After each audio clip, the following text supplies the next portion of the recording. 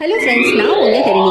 நாகர்கோவில் அப்படிங்கிறது இந்தியாவோட தென்கோடியில இருக்கக்கூடிய அழகான நகரம். இந்த ஊரை பொறுத்த வரைக்கும் தமிழும் மலையாளமும் கலந்து பேசக்கூடிய மக்கள் உள்ள அருமையான ஊரு, அழகான ஊரு, அமைதியான ஊரு, இனிமையான கிளைமேட் உள்ள ஊரு, ஜாதி மதம் பார்க்காத ஒரு ஊரு. இந்த உலகத்துல சூரியன் உதிக்கிறதும் மறைகிறதும் தெரியக்கூடிய ஒரே மாவட்டம் கன்னியாகுமரி மாவட்டம். அந்த மாவட்டத்தோட தலைநகரம் தான் நாகர்கோவில். ஒற்றுமையா அண்ணன் தம்பியா பழகுற ஒரு ஊரு.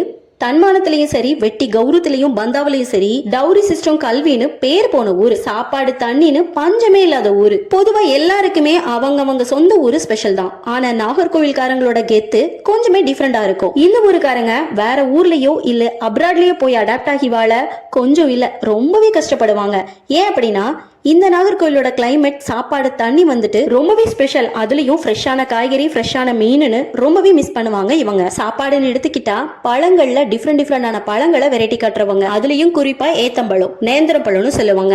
ஏத்தம்பழ சிப்ஸ், கிழங்கு சிப்ஸ், ஃப்ரெஷ்ஷான மீன், அவியல் கூட்டு, ஸ்பெஷலா கருவாடு தான் இங்க ஃபேமஸ். 200 ஆண்டுகளுக்கு முன்னாடி கோட்டார்னு அழைக்கப்பட்ட இந்த ஊரு எப்படி நாகர்கோவில்னு மாறுச்சு, இதோட ஆரம்ப கால வரலாறு என்ன, நவீன கால வரலாறு என்ன, இந்த நகரம் எப்படி உருவாச்சு அப்படிங்கிறத பத்தியும், இந்த நாகர்கோவிலோட ஸ்பெஷல் என்ன, இந்த மக்களோட ஸ்பெஷல் என்ன அப்படிங்கறத பத்தி தான் இந்த வீடியோல நம்ம பார்க்க போறோம். வீடியோக்குள்ள போறதுக்கு முன்னாடி மறக்காம ஹரணி டாக் சப்ஸ்கிரைப் பண்ணி வச்சுக்கோங்க.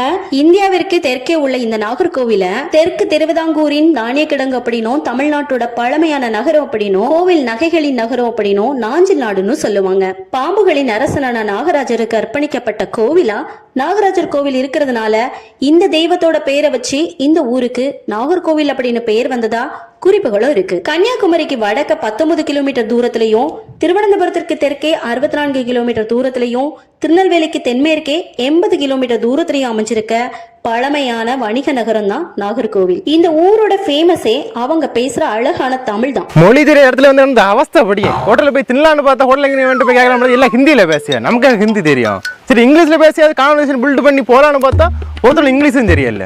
சரி, நான் இப்போ எப்படியா ஹோட்டல் போய் தின்னியாது? சரி, இங்கிலீஷ்ல யாராவது ஒருத்தன் பேசுங்களே, சொல்லிதாங்க ஹோட்டல் இப்படி போகணும்னு. பையா என்ன வரானே, any problem? English? You speak English? You know English? I know அப்பாடா, I am coming from Kanyakumari for 5-day trip.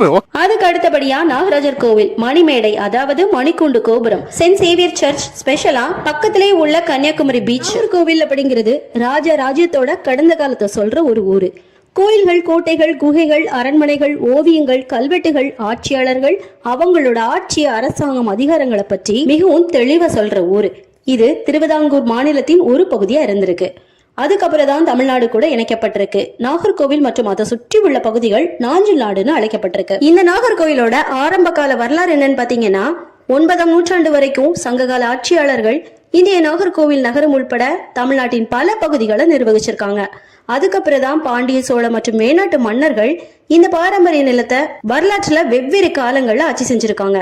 வேணாட்டு ஆட்சியாளர்கள் திருவிதாங்கூர் மாநிலத்தை கண்டுபிடிச்சு நாகர்கோவில்ல தங்களோட அரண்மனையை அமைச்சிருக்காங்க. இந்த அரண்மனை தான் இரவி பிள்ளை இரவிவர்ம பெருமாள் கட்டிய பத்மநாபன் அரண்மனைன்னு அழைக்கப்படுது. இது ஒரு முக்கியமான சுற்றுலா தலமாகவும் தொல்பொருள் நினைவு சின்னமாகவும் இன்னைக்கு வரைக்கும் இருந்து வருது. நாகர்கோவில்ல சமண மதத்தின் தாக்கங்களும் இருந்துச்சு. அதாவது புகழ்பெற்ற நாகராஜ கோவில் ஒரு காலத்துல தமிழ் சமண கோவிலா இருந்ததா நம்பப்படுது. இந்த கோயிலோட தூண்கள்ல சமண தீர்த்தகரர்கள், மகாவீரர் மற்றும் பார்சுவநாதரின் படங்களும் செதுக்கப்பட்டிருக்கு. 6 சமண சிலைகளும் இருந்திருக்கு. அதுல 2 இன்னைக்கு கோவில்ல இருக்கு. நாகர்கோவிலோட நவீன வரலாறு என்னன்னு பாத்தீங்கன்னா, நாகர்கோவிலின் நவீன வரலாறு திருவிதாங்கூர் மாநிலத்தை சுத்தி தான் வருது. நாகர்கோவில் திருவிதாங்கூர் மாநிலத்தின் ஒரு பகுதியா இருந்திருக்கு. கோட்டார சுற்றி வளர்ந்து முக்கியத்துவம் பெற்றது. திருவிதாங்கூர் மன்னர் மார்த்தாண்டவர்மா தனது மாநிலத்தின் தலைநகரா பத்மநாபபுரத்தை தேர்ந்தெடுத்திருக்காரு. இந்த சிட்டி எப்படி உருவாச்சுதுன்னு பாத்தீங்கன்னா, திருவிதாங்கூர் அரசர்கள் மற்றும் திவான்களால் அணைகள், சாலைகள், பள்ளிகள்னு சிறந்த உள்கட்ட அமைப்புகளா உருவாக்கப்பட்டுச்சு. இதுக்கு நாகர்கோவிலை சுத்தி உள்ள நீர்ப்பாசன அணைகள் மிகச்சிறந்த எக்ஸாம்பிளா பார்க்கப்படுது.